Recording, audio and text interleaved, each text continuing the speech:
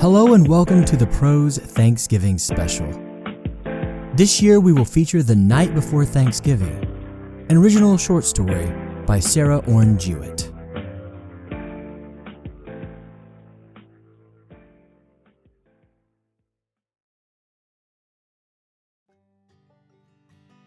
Part 1.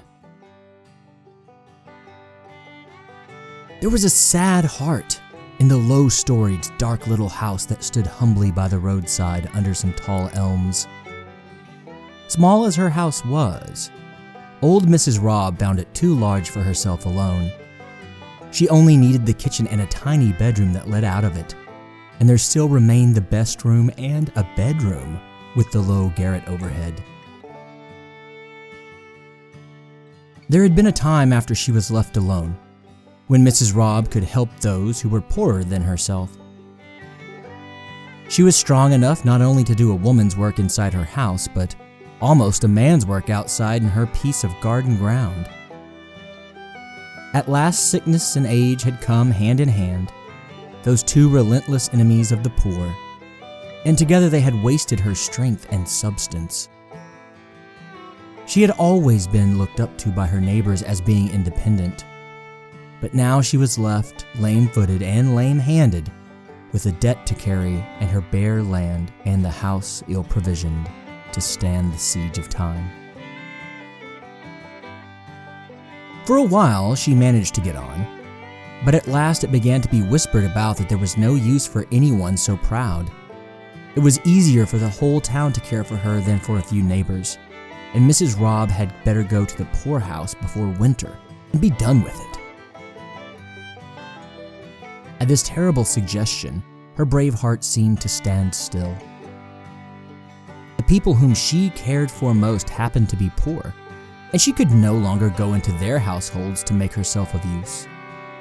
The very elms overhead seemed to say, "Oh no," as they groaned in the late autumn winds, and there was something appealing even to the strange passer-by in the look of the little gray house, with Mrs. Robb's pale, worried face at the window.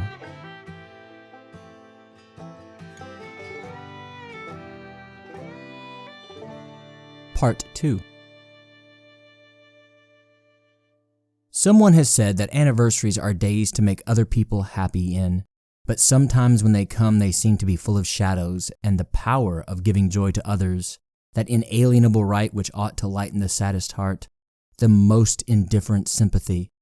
Sometimes even this seems to be withdrawn.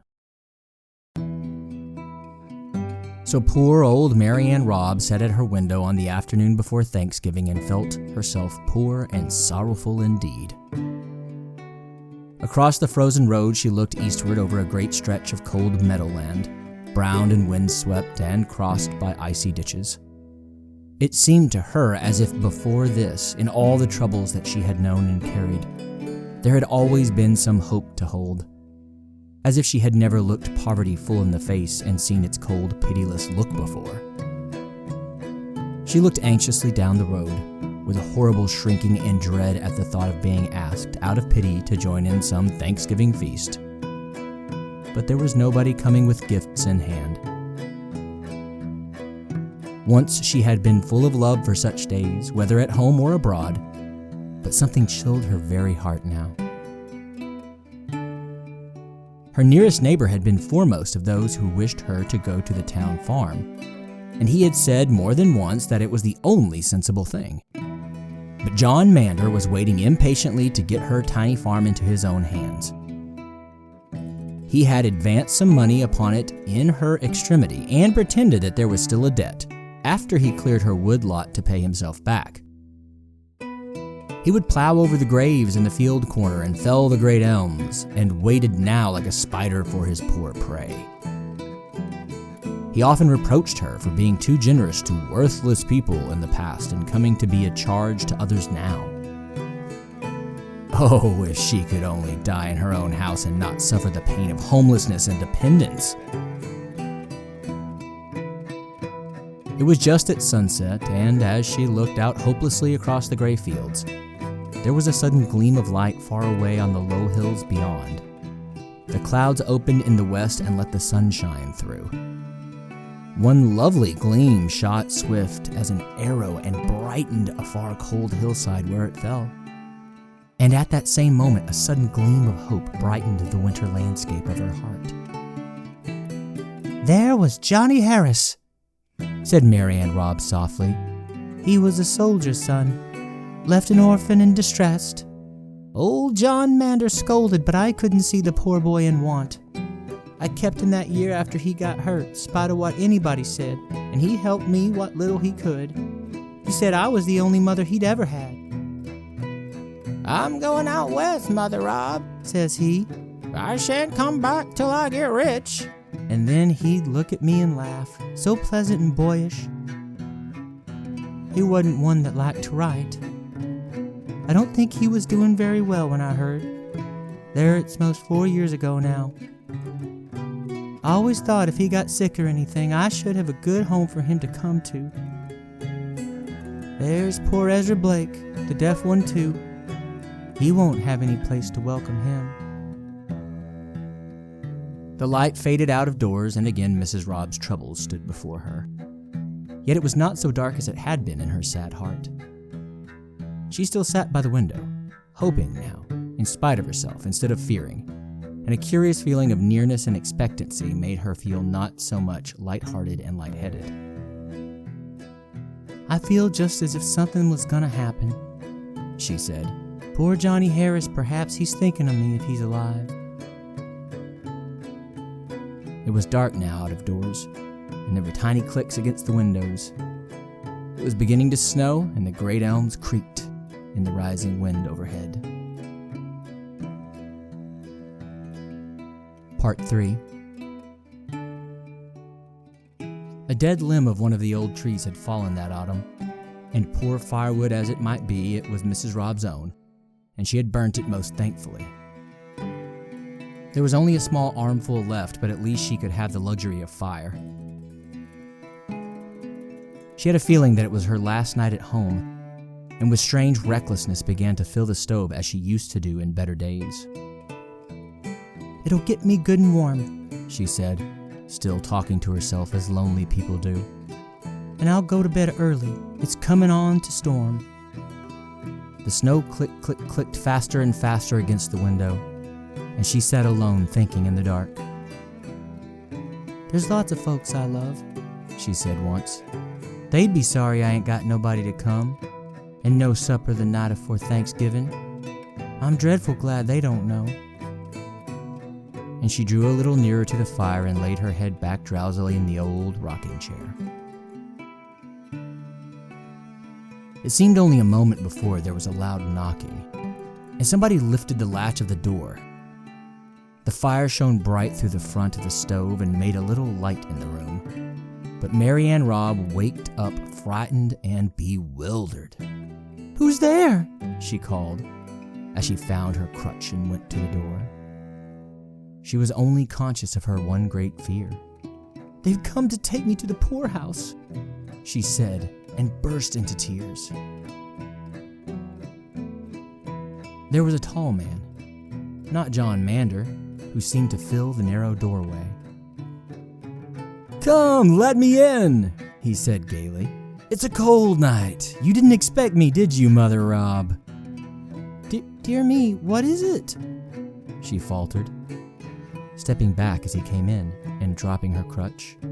"Be I dreamin'? I was a-dreamin' about... Oh, there! What was I a-sayin'? 'Tain't true, no. I've made some kind of mistake." Yes, and this was the man who kept the poorhouse, and she would go without complaint.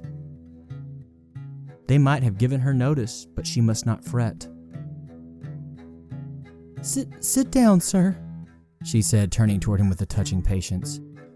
"You'll have to give me a little time. If I'd have been notified, I wouldn't have kept you waiting a minute this stormy night." It was not the keeper of the poorhouse. The man by the door took one step forward and put his arm around her and kissed her. "What are you talking about?" said John Harris. "You ain't going to make me feel like a stranger. I've come all the way from Dakota to spend Thanksgiving. There's all sorts of things out here in the wagon and a man to help get 'em in. Why, don't cry so, Mother Rob. I thought you'd have a great laugh if I come and surprised you. Don't you remember I always said I should come?" It was John Harris indeed. The poor soul could say nothing. She felt now as if her heart was going to break with joy. He left her in the rocking chair and came and went in his old boyish way, bringing in the store of gifts and provisions. It was better than any dream. He laughed and talked, and went out to send away the man to bring a wagon full of wood from John Manders, and came in himself laden with pieces of the nearest fence to keep the fire going in the meantime. They must cook the beefsteak for supper right away. They must find the pound of tea among all the other bundles. They must get good fire started in both the cold bedrooms. Why, Mother Rob didn't seem to be ready for company from out west. The great cheerful fellow hurried about the tiny house, and the little old woman limped after him, forgetting everything but hospitality. Had not she a house for John to come to? Were not her old chairs and tables in their places still?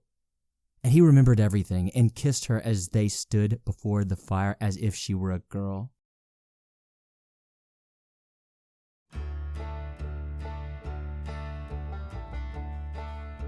He had found plenty of hard times, but luck had come at last. He had struck luck, and this was the end of a great year.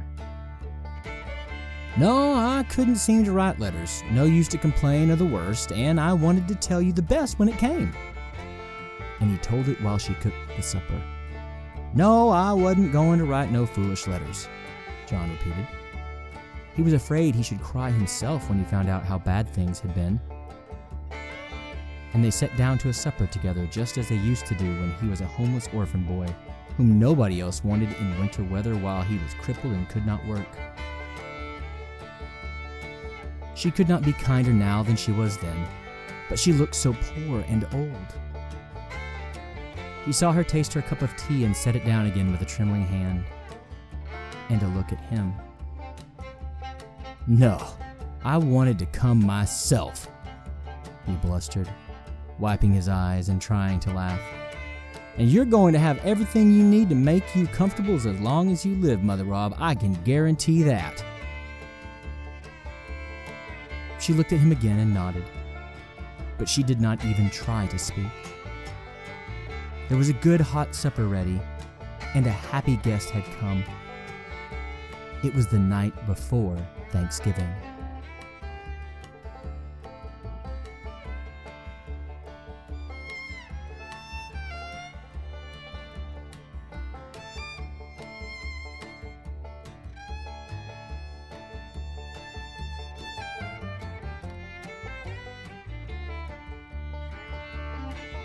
Thank you for listening to The Night Before Thanksgiving by Sarah Orne Jewett. All sounds you have heard come from YouTube's free music library and freesound.org. Everything is being used under CC 01.0 public domain dedication licenses. That does it for the Thanksgiving special today. If you are celebrating, I hope you are having a wonderful time surrounded by those that you love. If you are not celebrating, I also hope you are surrounded by those that you love and are enjoying this day and this special. As always, love those around you and tell them that you do, embracing this life as it is always stranger than fiction. We'll see you soon for our next full episode.